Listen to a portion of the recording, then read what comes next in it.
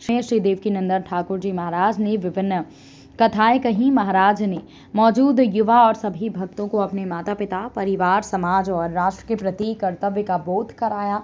साथ ही सनातन धर्म समाज के प्रति जागरूकता का और युवाओं को समझाया कि किस प्रकार से अपने धर्म और संस्कृति का पालन करना चाहिए। सनातन धर्म एक ही मात्र धर्म है जो विश्व को मानवता सिखाता है, सभी के सुख शांति की कामना करता है। इसी के साथ कथा का समापन करते हुए महाराज ने कहा कि लोग आपस में सद्भाव और सेवा भाव बनाए रखें। महाराज ने आज श्री धाम वृंदावन के लिए प्रस्थान किया। कथा में आए श्रोताओं ने महाराज से पुनः पधारने का आग्रह किया। बात आती है, मनुष्य जीवन में जब तक स्वस्वरूप का बोध न हो जाए, जब तक स्वस्वरूप का बोध नहीं होगा, तब तक जीव का कल्याण नहीं होगा। ध्यान देने योग्य बात है, बहुत महत्वपूर्ण बात है। मनुष्य जीवन में भगवत भजन करने के बाद एक प्रयास करना चाहिए, स्वस्वरूप का बोध हो जाए, अपनी पहचान हो जाए। सरल शब्दों में कहूं तो अभी हम अपनी पहचान नहीं बना पा रहे हैं, हमारी पहचान अभी बन नहीं पा रही है। अभी तो हम शरीर के बलबूते अपने आप को पहचान बनाए बैठे कि हम तो जे हैं। स्वस्वरूप की पहचान हमको नहीं है, अपने स्वरूप की, निज स्वरूप की पहचान नहीं है। और जब तक निज स्वरूप की पहचान नहीं होगी, तब तक परमात्मा से भी सच्ची प्रीति नहीं होगी। मंदिर जाना ये प्रीति नहीं है, भोग लगाना ये प्रीति नहीं है, ये तो नित्य क्रिया है जो कि अच्छे मानव को करना चाहिए। निष्दिन वर्षत नयन हमारे, थिर न रहत अखियन में अंजन जवसों श्याम सिधारे।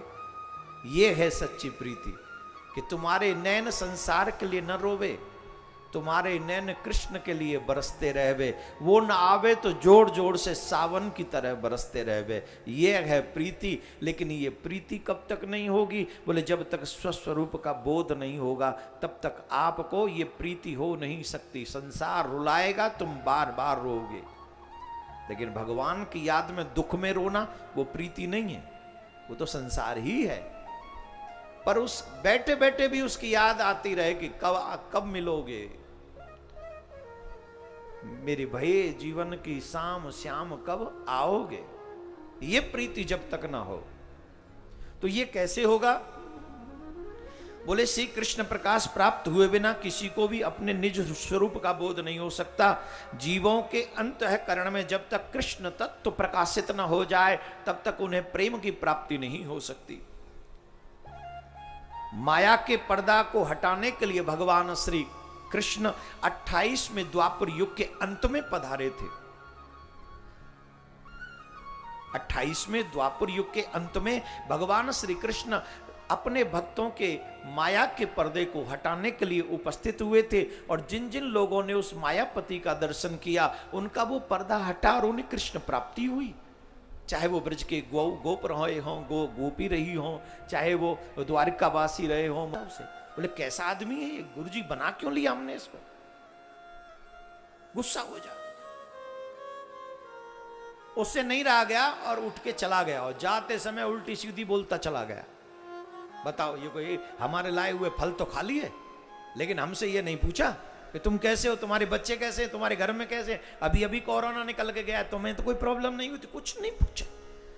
फल खा गए, पूछा नहीं।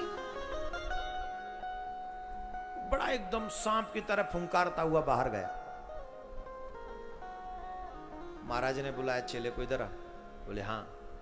वो कैसे गया? प्रसन्न था? बोले प्रसन्न, बस नहीं चला तो नहीं पलट देता। वो भयंकर गुस्सा था। अरे हम तो गुरुजी हैं, गुरुजी पे गुस्सा। बोले गुरुजी होंगे आप अपने घर में। वो बड़ा गुस्सा, बोले हमसे बोले तक नहीं। अच्छा, और कहने लगे और भैया बताओ कैसे हो, सब ठीक हो, बाल गोपाल कैसे हैं, भजन चल लो कि नहीं चल लो, पूजा हो रही कि नहीं, कभी कभी कथा सुनत कि नहीं सुनत, कथा सुनत तो कछु चीनत कथा में सो कि नहीं।